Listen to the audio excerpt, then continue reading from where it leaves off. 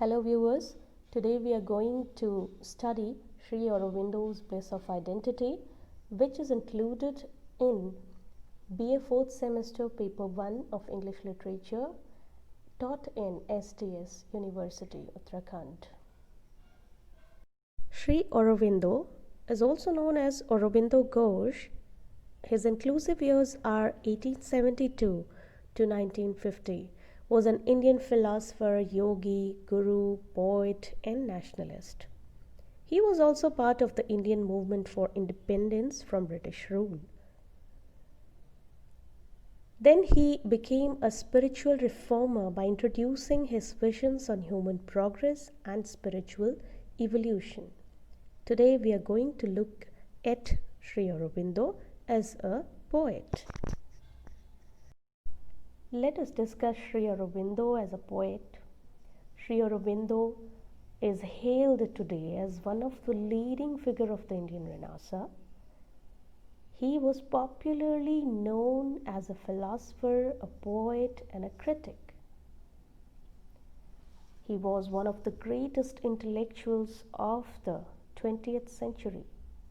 And like Rabindranath Tagore, he also felt immense pleasure to be called himself as a poet at first place. He had a long poetic career of approximately 60 years, that is from 1890 to 1950. He was also a child prodigy and he started writing poetry since childhood. His poetic career began in England, developed in Baroda, that is on Indian soil, and reached its height at Pondicherry, now Puducherry. He began writing poetry in the same vein as the Romantics at the early stage, but by the later period, a drastic change was seen in his writing. Sri Aurobindo and mysticism. Aurobindo's poetry in the later years started flowing out from his spiritual or yogic practices.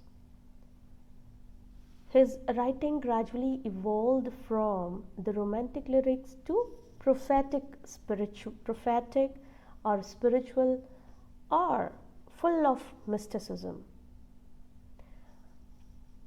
He brought a new consciousness in the realm of consciousness. Hence, the mother, Mira Alfaza, had described him as the adventurer of consciousness.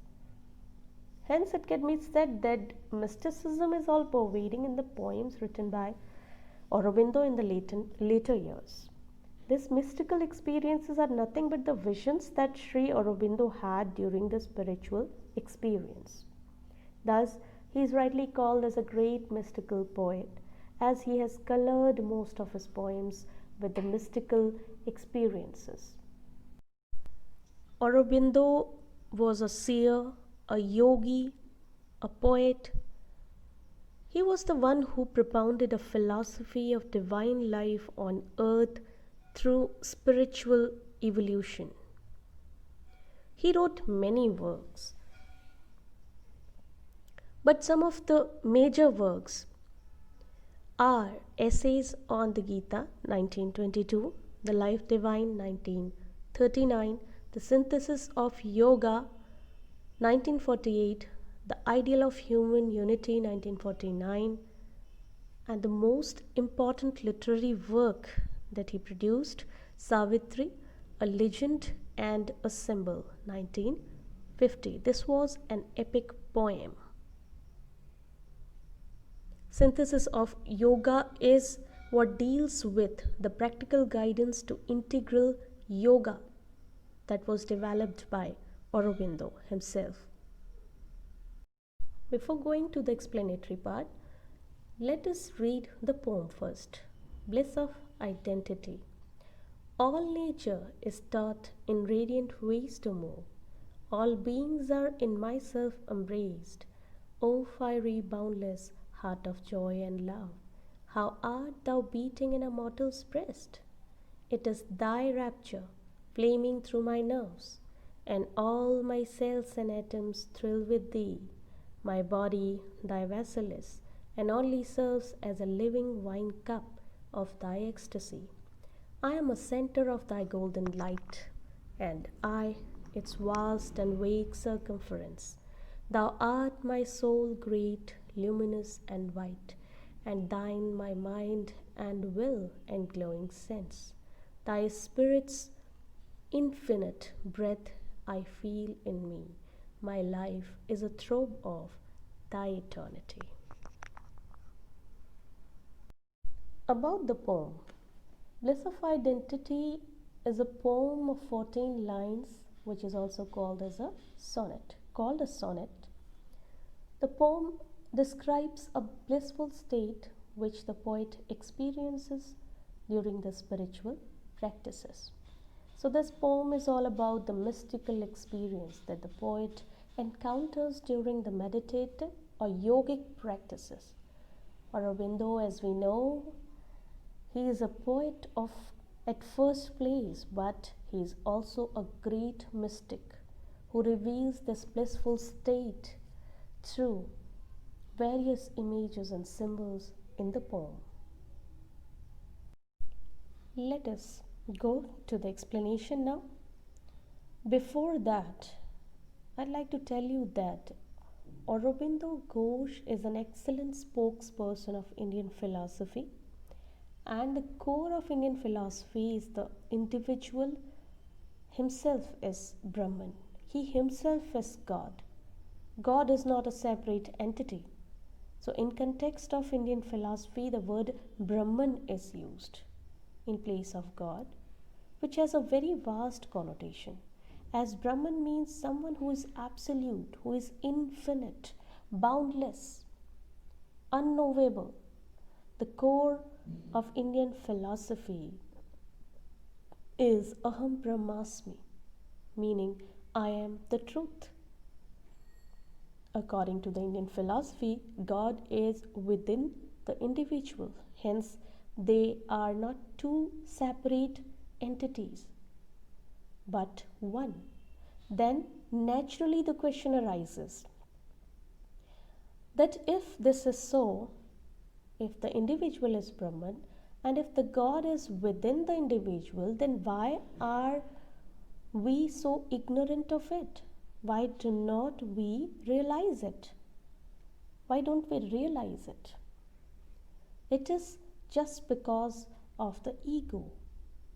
Ego, the I consciousness. There is a huge wall of ego that lies between the individual and the true self, or the soul, which is the divine. When the wall of ego collapses, it is only then the whole ignorance disappears. It recedes, it goes into the background, and the individual realizes. That is called self-realization. That state is called self-realization. So the root word of ignorance is ego, which means I consciousness. So keeping this in mind, we will be moving ahead to the explanatory section. All nature is taught in radiant ways to move. All beings are in myself embraced. O fiery, boundless heart of joy and love, how art thou beating in a mortal's breast? Here, the opening lines of the poem are all nature. Nature in Aurobindonian philosophy is the creator himself. Radiant here means enlightening. The poet, in his blissful state of consciousness, is experiencing how nature works in various ways which are enlightening, which are intelligent, which makes us learn so many things from it, if only we pay attention. So we can learn so many things, he says, from nature and the way it functions. Here the poet is referring to the divine nature, which is the true nature of Brahman or God. This is the state of supreme blissfulness, where there is no feeling of otherness. This is also a state of self-realization, when the individual soul is united with the Absolute, with the Divine, with the Infinite, boundless. The Absolute is fiery. Fiery here means, fiery is, it signifies the enlightenment, the flame, fiery. So fire is, fire is the symbol of enlightenment or light. So he says, the poet addresses the infinite, who is the heart of all joy and love. The poet is amazed at the thought that how this divine spirit is working through a mortal's breast. He is amazed to see that. In the second stanza, the poet says, "It is thy rapture flaming through my nerves, and all my cells and atoms thrill with thee. My body thy vessel is, and only serves as a living cup of thy ecstasy." Rapture here means divine bliss again, which is flaming through the poet's each and every pore of his body. This rapture is not so much physical, rather it is a mental process that he feels, that the poet feels. That is, from the deepest source, this divine rapture or ecstasy is flaming or bursting out. In one of the book that is we have just discussed, Synthesis of Yoga, Aurobindo says that if one realizes the Brahman, or if a person experiences the self-realization, then even a small iota of this bliss is able to madden one with happiness. Such is the ecstasy that we feel. In that bliss, all the materialistic pleasure falls too short, and it has no significance then, no place. It seems nothing then as compared to this divine joy. So here he says that, the poet says that he is thrilled or excited with this state of self-realization, and he says that all his atoms and cells are taking part in that divine joy.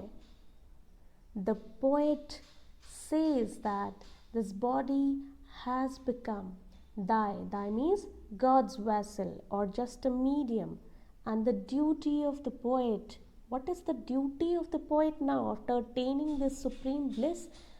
His duty is now to serve only as a living wine cup of God's ecstasy. Of thy ecstasy means of God's ecstasy. He has just become, he feels that he's become a living wine cup, that his body has become a wine cup of ecstasy or frenzied state of happiness he's talking about. Cup of wine in poetry refers to the life or the pleasure of life, that is, life is often compared with a cup of wine. Therefore, the poet uses the word living. Why? Living emphasizes that not only his soul but his body is also experiencing the same or supreme blissfulness, which is mental process and also a physical process. So both physically, mentally, he is now very much into that process where he is experiencing the divine blissfulness. This is the last stanza. I am a center of thy golden light. Golden light signifies again wisdom or enlightenment or the truth, which is the result of self-realization. So he says, I'm a center of thy golden light, and its vast and vague circumference. Thou art my soul, great, luminous, and white, and thine my mind and will and glowing sense. Thy spirit's infinite breath I feel in me. My life is a throb of thy eternity. Here the poet says that he feels himself at the center of wisdom or supreme knowledge. Not only the center, he says, its vast and vague circumference. Vague, which is not clear, vast, infinite, boundless. Now he feels that as if he is seated at the center, and just because he is at the center, he could see the circumference also, which is vague. It's vast and vague circumference, that is margin. Circumference is margin, or the state of ignorance. It might means the state of ignorance. When we are seated at the center, it means that our knowledge is perfect. Center means perfect, and margin means ignorance, ignorant. So using the word vague here means the person standing there is ignorant, and then clarity is not there. Here the poet says that because he is at the center, that is truth, center, he has realizes the truth. He is in the process of self-realization, and so he is able to see the circumference or the vagueness also. He is able to see very clearly where lies the knowledge and what is the ignorance. Luminous, thou art my soul great, luminous and white. Luminous means shining with wisdom or enlightenment. He says, thou art my soul. He is the perfect merger. Here, the perfect merger of Atma and Paramatma. That is according to Indian philosophy. This belief of Atma and Paramatma. Here it is that we see the perfect merger of Atman and Paramatma. And white is always, a color of sacredness, piousness, or purity. Then he says that, and thine my mind and will and glowing sense. My mind means you are there in my mind. You are very much in my mind. Glowing means against light, enlightenment, truth, shining. So at the level of mind, at the level of body, and also at the level of soul, he is experiencing God or Brahman. That means his whole existence, the poet's whole existence, is shining with supreme wisdom, supreme enlightenment and intelligence. And he could see that this is everywhere, the expansion of himself, that he sees that he is the center of this universe. Thy spirit's infinite breath I feel in me. My life is a throb of thy eternity. Here these lines are nothing but the indication of a complete absorption of the eternal spirit of God. Complete absorption of the within, from within, the eternal spirit of God. So here the use of I suggests that we are in our egoistic consciousness. We always have this kind of impression in our mind that this is me, I, this is you. So I indicates a limitation. I have a limitation, that I am finite being, that I cannot be infinite. But in this state of blissfulness, the poet feels the identification of the soul with the eternal, or a person when feels the infinite breath. So he feels the infinite breath within himself. He feels that infinity. So when a person feels this infinity within oneself, he cannot measure the extent of happiness. We cannot measure, or no one can measure the happiness of that person. He says, my life is a throb of thy eternity. Eternity, eternal again suggests the Brahman, the divine, the infinite. So it is something which is not subject of time. Throbbing means pulsing, which means an individual feels that the poet is no more a mortal being now, that the body will die, but something is there which is not going to die, which is going to remain forever, and thus he feels the eternity. Thus he feels this immortality, that why his whole existence is throbbing with pleasure. So this is a poem about self-realization. This is a poet which is about a deep spiritual experience, which is beautifully described with the help of apt images and symbol, and based on one of the belief which is central to the Indian philosophy, that is Aham Brahmasmi, which means that I am none other than the Brahman. So that was all about the poem. Thank you for watching the video.